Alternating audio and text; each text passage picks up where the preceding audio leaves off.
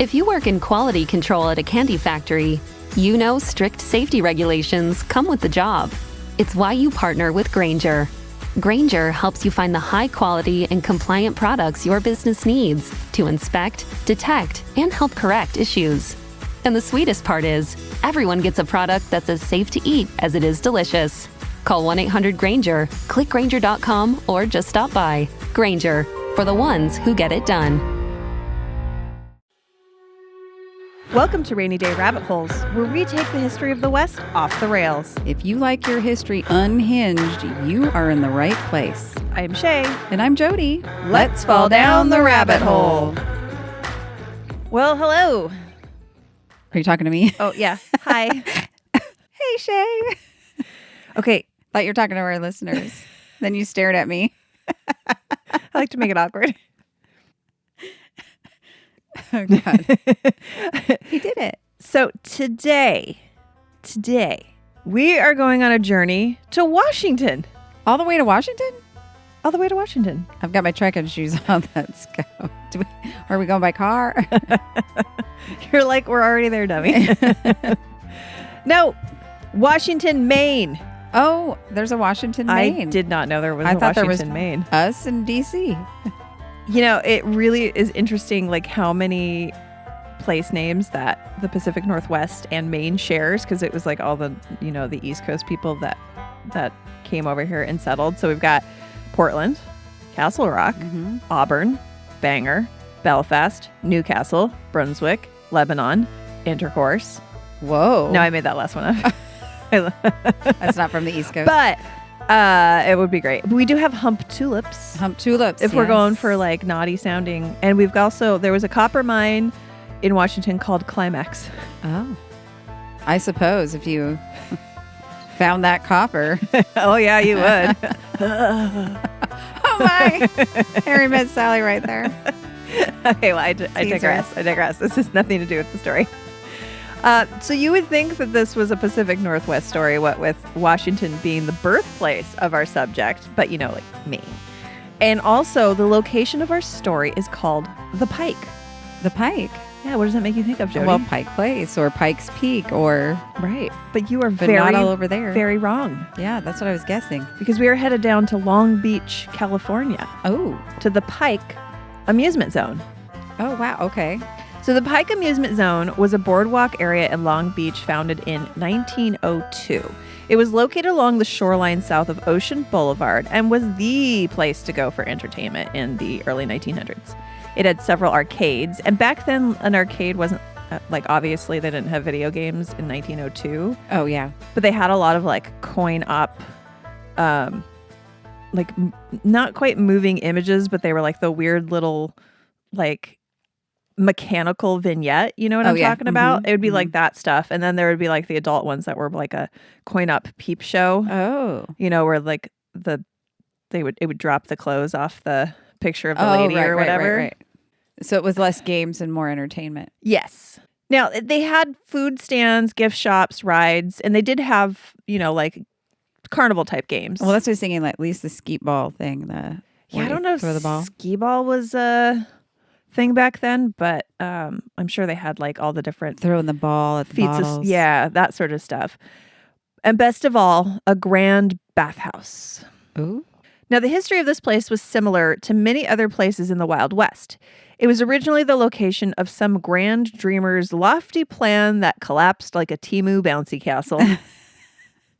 I know those things look terrifying to me. People could die in there. So this podcast I really, really love called Live, Laugh, Larceny. The very first episode I listened of theirs was about a bouncy castle that got unplugged. Oh, no. And they made it so dramatic. It was hilarious. Somebody's leg might have gotten injured. So it wasn't as bad as I pictured. No, but they make it so dramatic. They do like a full dramatic reenactment. I'd have been all in. And they're so serious. It's amazing. It's the best thing. William Wilmore was an English-born American headmaster who moved to California in 1855 after the local magistrate seized his family's estate as a result of some tax kerfuffle. Probably wasn't paying his taxes. Right. Kerfuffle, Kerfuffle. like just negligence. Right. Like what the billionaires in America like to do. Oh, yeah. No, that's sanctioned, apparently. That's true. They're not doing it illegally. He had the bright idea to purchase 4,000 acres of Rancho Los Cerritos, subdivide the land into plots, and found the colony of Wilmore City, a place for European immigrants to come and set up a new life. Jody, did you know that our country was founded by immigrants? No. Since when? I thought we just magically Appeared. born here, a whole nation. We grew out of like a plant. We came out of a clam like Venus or whatever. Oh, boy. He just knew that people would be fighting over the land. With sunshine all year, plenty of cool ocean breezes, it was the perfect place to start a farm. So he wanted to build a thriving agricultural community. Unfortunately, no one was knocking down the door to buy his plots. He went broke, and by the end of the 1800s, the area was bought out by the Long Beach Land and Water Company. First to come was the huge bathhouse where the Pacific Electric Railway red car terminated. So this was part of a privately owned mass transit system in Southern California, and it made the Long Beach area the perfect place to set up shop. People flocked to the area to bathe, as many people had no indoor bathing facilities or even indoor plumbing at all. Right. And after a nice bath, they could enjoy a stroll along the Long Beach Municipal Pier. Okay. So the bathhouse was known as the Plunge and the pier as the Pike. Oh, okay. Wait, why the Pike? I don't know. I need to look at pictures of it and was it pointy? Right. What? And there's a I get the plunge. there's a dive that you could do off of the pier that's called a Pike. There you go. And the bathhouse I saw some pictures of it, and it had baths, but it also had like pools, like swimming pools. Okay. So a place to clean and just a place to relax and enjoy the water. Yeah, Okay. exactly. It was a simple wooden boardwalk along Pine Street that led to an amusement zone, also known over the years as Silver Spray Pier, New Pike, Queen's Park, and the Walk of 1,000 Lights at various times. It was a popular place for families and sailors alike. So suddenly it became popular when this poor gentleman couldn't sell and went broke, and now it's a glorious place to visit. And he died a pauper. Oh. So Long Beach from the beginning was a town with a stick-up its you-know-what. And Sounds like it. Yeah. Tried to legislate morality like crazy. Ugh. It had a reputation of being a conservative Iowa by the sea. Oh my goodness. Did corn fields pop up along the Iowa by the sea? Had this reputation to hold up, which was tough in the Wild West. Like any port city, it was overrun with crime and scandal. Although the city had a purity squad that tried to regulate bathing suits, public displays of affection, and alcohol usage, it was well known that you could get your fun down by the Pike. Gambling halls and illegal saloons offered you any type of sin you were looking for. Little red light Yes, on the Pike. So you had all your games and like fun stuff. And then you had like at the end was where you went for adult fun. There was a line. By the 1930s, the area was known as Navy Town due to the influx of sailors whose presence drew anyone looking to turn a buck off a randy sailor on leave. Oh, and I'm sure it was real hard. Difficult That's task. what she said. But the Pike was also like any boardwalk you could imagine from the period. Popcorn, saltwater taffy, a carousel, pony rides, fortune tellers, and soon roller coasters and so much more. Wow. But by the 1950s, the Pike was suffering from stiff competition from Knott's Berry Farm and Disneyland, and the Pike's seedy, rough reputation was turning families away. They tried another facelift to make it more family-friendly, adding a kiddie land and naming it New Pike. In 1969... It's not red light district anymore, huh? They New Pike. There's a kiddie land. Look. In 1969... 69. How ironic that's the year they chose to go really family friendly. Well, in 1969, it was once again renamed to Queen's Park to coincide with the public opening of the historical ocean liner RMS Queen Mary, which is reportedly haunted as hell.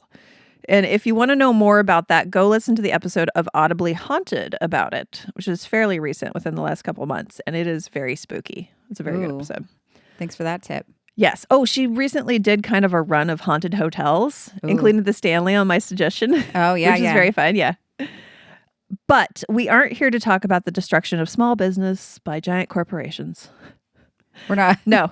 Oh, I was headed down that path. We need to get to the unhinged history of this story. And don't worry, my friends, the best is yet to come. But first, these ads.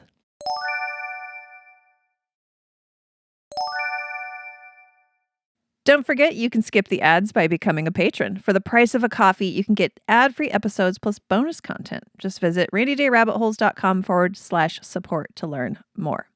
Okay, Jody, you know me. I'm not here for some sweet story about an amusement park. Nope.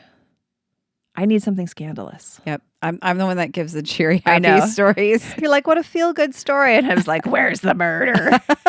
Where's the sex scandal? Nobody had trauma? This is stupid. Well, girl, meeting me, I got you. So I've set the scene, and I've left us in 1970s Long Beach, California. But we're going to do a little time traveling. Jody, what's our favorite time period? Well, I'm going to say from 1890 to 1920. All right, well, the 1880. 1800s. There you go. 1880. Perfect. Right. Because on January 1st, 1880, little Elmer McCurdy was born in Washington, Maine, to an unmarried 17-year-old girl named Sadie McCurdy. McCurdy. Scandalous. His baby daddy was unknown, but very well could have been her cousin, Charles Smith. Oh. Like you do at the time. Like you do. They're close. Exactly. Sadie's brother George and his wife Helen adopted Elmer because an unmarried mother was about the worst thing you could be. Absolutely. You can murder. Right. It's fine. Steal. It's fine. But be an unmarried woman, for shame. Go away. Shame. When Sadie eventually told a teenaged Elmer about his parentage, he didn't take it well, becoming unruly and rebellious and beginning to drink heavily. Wait, do you think she told him it was her cousin? Did that add to it? I don't know, but it could be. Add to the anger. So, cousin Charlie. It's actually your dad. Oh, bad. So his grandfather took him in and he began to learn the plumbing trade, reportedly doing pretty well until an economic downturn in 1898. A series of tragedies sent Elmer down a dark path. He lost his job. His mother died of a ruptured ulcer, She was which I didn't out, know huh? was a thing. Oh, yeah. And his grandfather died of Bright's disease, all within the span of 2 months. What is Bright's disease? I was just going to say. I was going to look it up when I was writing this, and I was like, Jody, you'll know.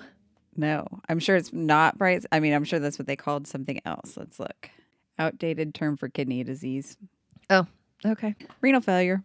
Renal failure, Bright's disease. So Elmer began to drift around eastern United States, trying to earn a living as a lead miner and a plumber. But due to his heavy drinking and a lack of therapy, because you didn't do that back then. Right? I was going to say, lack of therapists. He was unable to hold a job.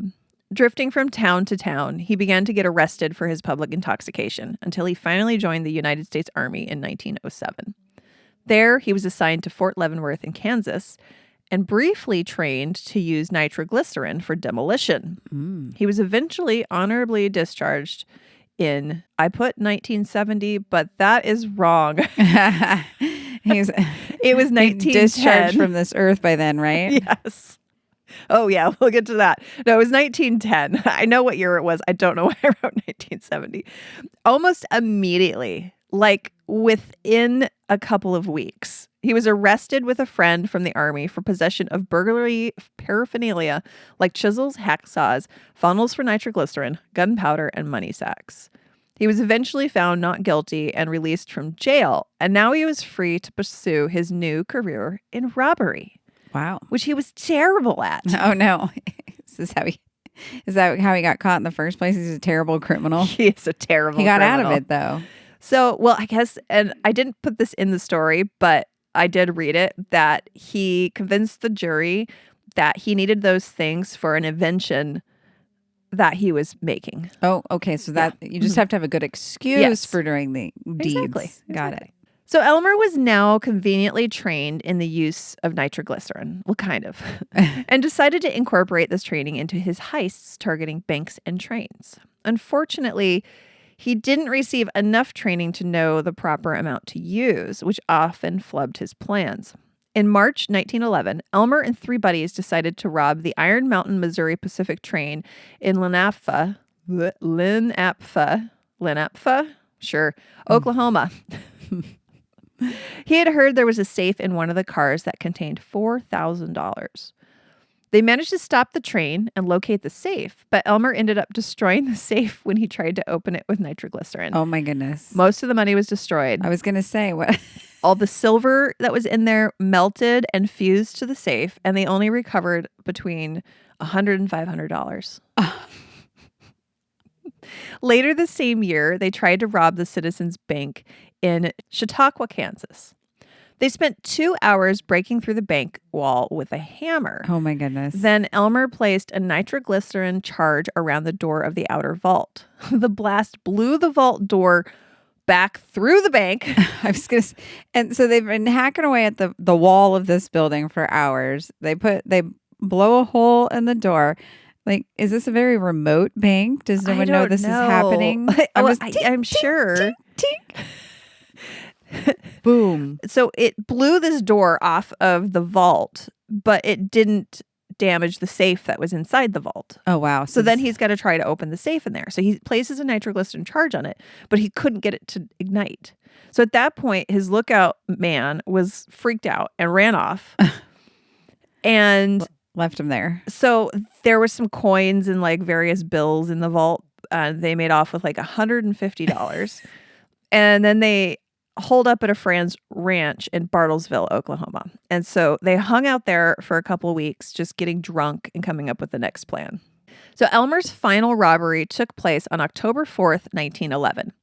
Elmer had heard about a train that would be coming through Okessa, Oklahoma, carrying $400,000 in royalty money to the Osage Nation. Mm-hmm.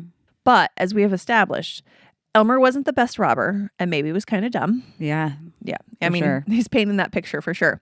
Instead of stopping the intended train, they stopped a passenger train. Oh, no.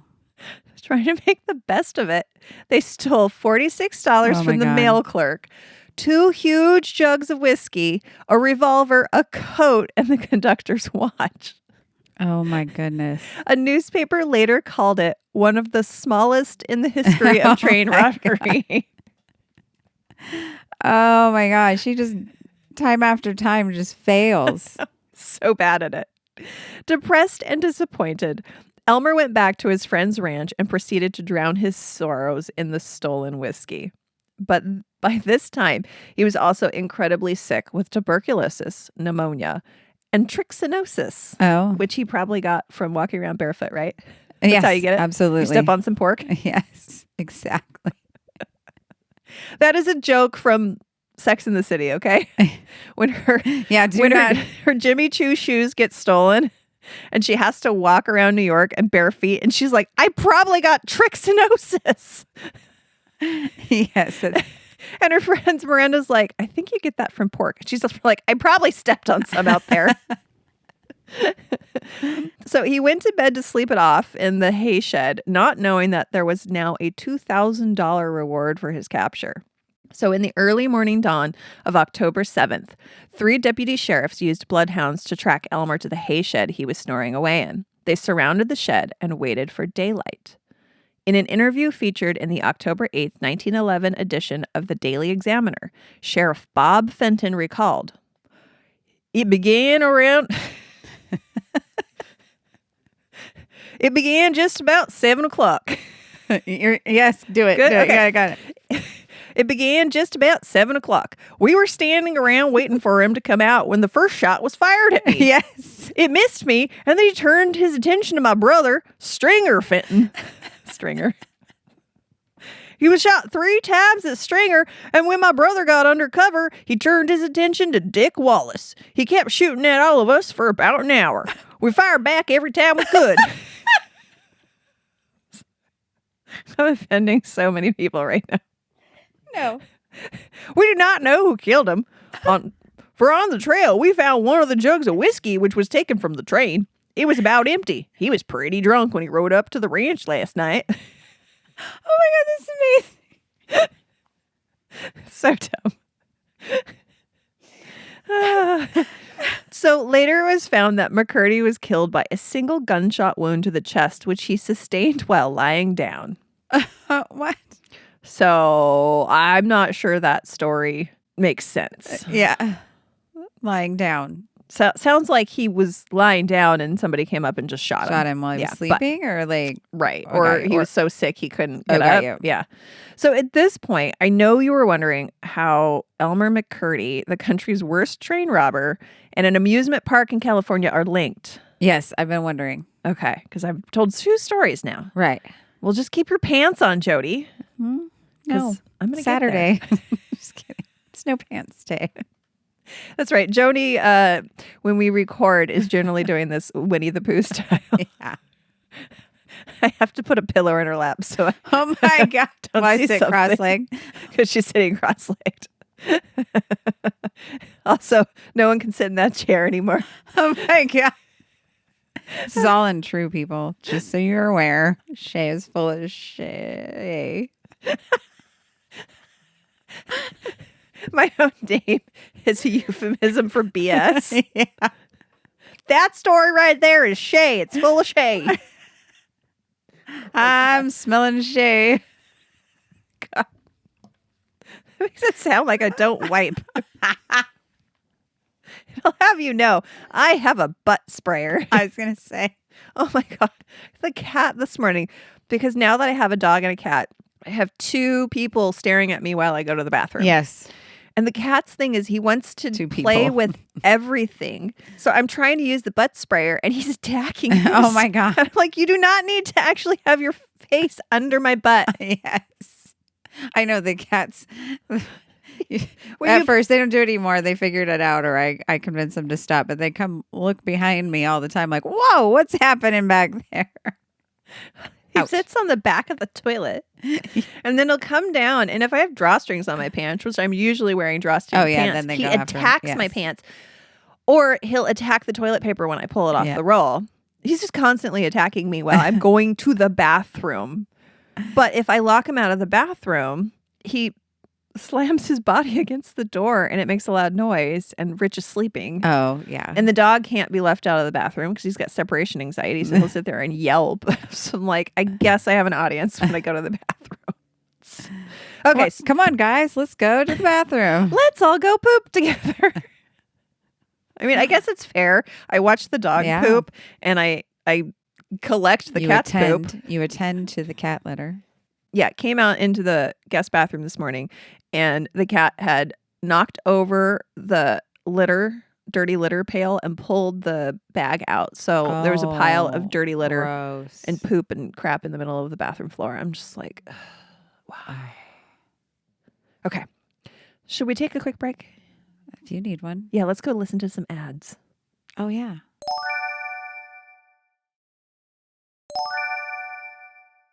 Okay, so Elmer's dead. The world's worst train robber. Never to see success. No. He made off with like $300 that he had to split with other people. Yes. That's the best he did. Succeeded in nothing so far, and it's over. Yep. So Elmer's body was sent to the local undertaker, but since no one immediately came forth to claim the body, it was embalmed with an arsenic-based preservative. This was typical when no next of kin were known, as it would preserve the body for a longer period of time. Again, another reason why I don't think that we should be burying embalmed bodies. Right. Because the chemicals are terrible. Yes. Embalming is terrible for the person who does the embalming and the environment. So just saying that. Anywho, compost. Or a natural burial where Yes. those are allowed, where you just put your body straight into the earth. Yeah. So where was I? Oh, yes. He shaved Elmer's face, dressed him in a suit, and stuck him in the back of the funeral home. The undertaker Johnson refused to bury the body or release it until someone paid him for his services. Nobody cared about Elmer. He had no friends. Surprise. His family were all dead. No one was coming for him. So after 6 months, Johnson decided he needed to make some money off this deadbeat. See what I did there? Deadbeat. Nice. Due to the arsenic, Elmer was basically mummified and in remarkably good condition. So he succeeded at something. He did. So Lasting forever. The undertaker stood him up at the front of the funeral parlor and charged people money to see him. He had them place their payment into Elmer's open mouth. Oh, just disgusting. So gross. So gruesome. Is this like their sales pitch? Look, we can preserve you forever. This man looks great. I think basically, yeah. Oh my golly. Because people are sick and children are doubly sick. Mm-hmm. At one point or another, Johnson's kids put roller skates on Elmer and rolled him around the funeral home chasing the local children. Oh my God. Can you imagine? God, it's so gross. Using a real man's dead body. So gross. To taunt children. Putting them on roller skates. Like, how disrespectful. This is like the absolute it gets worse. Tribute to his life. Like, he can't even get out of this in death. Nope. This foolishness. Sometime later, a man showed up and claimed to be Elmer's brother. He just wanted to give Elmer a decent burial. And the next day, another man showed up and said he was Elmer's other brother. This is my other brother, Daryl. I was going to say, Brother Daryl? My brother Daryl. They claimed they were going to ship the body to San Francisco to be buried. So Johnson released the body to the men, who put it on a train to, quote, San Francisco. But 2 weeks later, Elmer popped up at a carnival in West Texas.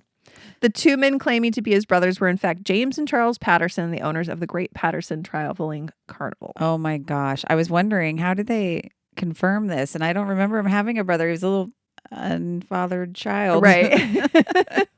In a morbid twist of fate, Elmer had a more exciting and profitable life as a corpse than he ever did as a breathing meat sack. Success, finally. He toured the West as the main attraction at sideshows and carnivals, right up there with the bearded ladies and five-legged pigs. In 1922, he was sold to a man who had a traveling museum of crime. In 1930, that sounds appropriate. Yes, and it was a wax museum as well. So I think at this point they coated Elmer with some layers of wax as well. Preserve him even further. Mm-hmm. In 1933, he was sold to a director for his exploitation film Narcotic. Now, I looked this up, and it was the story of a medical student who got in with the bad crowd and started doing drugs. And it led him down a dark path of carnivals and loose women. Oh, that's pretty low. He really fell off the good drugs, the good cliff. Carnivals and loose women. I don't know. That sounds like a good weekend. Where are we going when? And although he wasn't always treated with respect, one time a guy ripped off his arm and chased his secretary around the office with it. Oh my. I don't know how they reattached it. But anyways, he was famous. In a jacket. His story was rewritten. Instead of being the world's worst train robber, he was now an outlaw and a cowboy. He was even placed next to the Billy the Kid exhibit. Oh, wow. He'd really made it. Yeah. Right up there with Billy the Kid. Mm-hmm. Mm-hmm. He was never that successful. No, he was way more successful. He was never as been a corpse. compared to Billy the Kid in life. But by the late 1960s, the freak shows weren't drawing the crowds they used to because people were maybe starting to feel a bit gross about the exploitation of people with disabilities. Oh, weird. And Elmer was getting a bit tattered. Oh, my God. I was wondering how much this traveling and, putting a body on roller skates. Yes. It can't survive forever. No. He was passed from hand to hand, and at one point, one of his owners drilled a hole in the back of his neck and a yellowish goo seeped out. I just had to include that detail because that was disgusting. So it was still, ugh. So he was a crusty husk with decayed matter inside still. Well, I was thinking in my head, they were making him, they were putting the yellow goo on purpose. And then I realized what you were saying was that was just inside. Yeah, that's all whatever did not get embalmed by the arsenic had decayed inside, but it was fully encapsulated within the leathery exterior of his skin. Gross. That is. So he sat in it had to have an odor. Oh my God. Can you imagine? Oh, I would just puke everywhere. I'm going to now. Thanks. Okay. Well, It gets a little better, but not much. He sat in a warehouse for 15 years before being lent to a filmmaker and making a brief appearance in a film called She Freak. So he's a movie star even. He is. You have to look up this movie and just the picture of the main actress in makeup. It is hilarious. It's so bad. Then he was sold to the owner of the Hollywood Wax Museum. Elmer ended up being damaged while on exhibit by a windstorm, losing the tips of his ears and some fingers and toes. Not bad. That's, that would be a winter of that time for anyone. Right. Recent episode we talked about it. Right. So, no longer a thing of wonder, Elmer became a freak himself. He was sold to the owner of the Pike Amusement Park in Long Beach. There's how we tied it in. He was then stuck into a haunted house in a contraption that would make him twitch and giggle, causing the teenagers in the cars riding by to squeal in pubescent, horrified glee. And there he hung until eventually even his name decayed. Someone, a dumb teenager probably, coated Elmer in several layers of glow-in-the-dark paint and hung him from a noose in the Laugh in the Dark Holy funhouse. cow. But then, on December 8th, 1976, the production crew of a little TV series that I'm sure you've never heard about called The $6 Million Man Oh, my. was filming scenes for an episode called The Carnival of Spies at the Pike Amusement Park. The crew was setting up for a scene where Steve Austin was going to be going around on one of the cars in that silly ride. But this crappy-looking mannequin was hanging in the way. Oh, my God. One of the crewmen grabbed the mannequin's arm to try to pull him down, and his arm ripped right off. Everyone laughed. I mean, the neon orange thing was paper mache, right? Yeah. But then they got a closer look. Inside the arm was a human bone. The hangman was a human corpse. Oh, my goodness. The police were called, who then called the paramedics, reporting a case of severe dehydration. Like 50 years worth. He died in 1911. This Yes, is 1976. He's been dehydrated for a while. Can you come start an IV? I think Give we're him some past that. fluids. So the LA coroner set out to solve this mystery. Who was this guy? They found gunshot wounds in the body with bullets from the turn of the century and noted that the type of embalming was consistent with the early 1900s. The biggest break in the case was what they found in the mummy's mouth. A corroded penny dated 1924 and several ticket stubs to the Louis Sonny's Museum of Crime. Wow, that was still stuck in there. Mm-hmm. They had to remove his jaw, and they found it in his mouth. Oh, my gosh. Tests also revealed tuberculosis in the lungs, bunions, and specific scars. They were able to track down Louis Sonny's son, Dan, who confirmed that the body was Elmer McCurdy. A forensic anthropologist was called in, and through all of these clues, they were able to determine that the body belonged to our train robber extraordinaire. Elmer's body was eventually transported back to Oklahoma, and on April 22nd, 1977, a funeral procession was held to bury Elmer in the Boot Hill section of the Summit View Cemetery in Guthrie, Oklahoma, attended by about 300 people. Wow. Then 2 feet of concrete was poured over the casket to ensure he could finally rest in peace. Right. And that's the unhinged history of the traveling corpse of the world's worst train robber, Elmer McCurdy. Wow, that is crazy. His life, or not life, but his travels post-death were almost more eventful than even while he was alive, and he was doing some eventful things. Oh, his life was way more exciting after he died than it was before. That's insane. He had tragedy and heartbreak and poverty and disappointment after disappointment when he was alive. And then he was famous afterwards, of course, treated pretty poorly. Right. Terribly poorly. Like, I do feel bad for his corpse when I'm hearing these stories. Like, oh, gosh, what are they doing? That's so, ooh. But he probably would have just never been remembered ever. Ever. We'd never be talking about him today in 2025. No. I mean, maybe like his 115 years later, we're saying his name. Maybe his flubbed train robberies would have, maybe made somebody's history list of like a dumb train robbery sort of thing. But that's it. Right. Like there was nothing else about him that would have made history. And unfortunately, the Pike amusement park was shuttered at the end of the 1970s, so you can't visit it. But Long Beach is still a fun place to visit. They still have a boardwalk, and it's a nice little beach. And maybe I'll have Ani meet me there when I finally make it down to California. There you go. To go visit. She's near Long Beach. She's up in like the Hollywood area, but yeah. it's a good between Orange County and Hollywood. And so guys, that's it for this episode of Rainy Day Rabbit Holes History Unhinged. Oh, that was unhinged. That was unhinged. That's humans unhinged for almost 100 years of unhingedness. And you guys have more of this to look forward to as we start exploring more histories of the Wild West. It's going to be fun. Yep, I'm excited. So JP Patches was probably the last nice story that we'll do for a while. All right, I'll be more salacious. So please leave a nice review on Apple Podcasts or Spotify, tell a friend, and check out the other amazing podcasts in our umbrella podcast collective, like Audibly Haunted or Midday Movies. You can find more at rainydayrabbitholes.com/umbrella. And until next time, see you down the rabbit hole. Yeah, we're like, yeah, we know Clinton was a boy, right? That's not. No one's denying this. No one's denying that. And I don't think that Clinton went after underage girls, but I think he was dumb enough to believe girls when they're like, I'm 18. Right, definitely. And he's like, good enough for me. Right, that's right. I don't think he put in too much effort to, in fact, prove that they were 18 or up.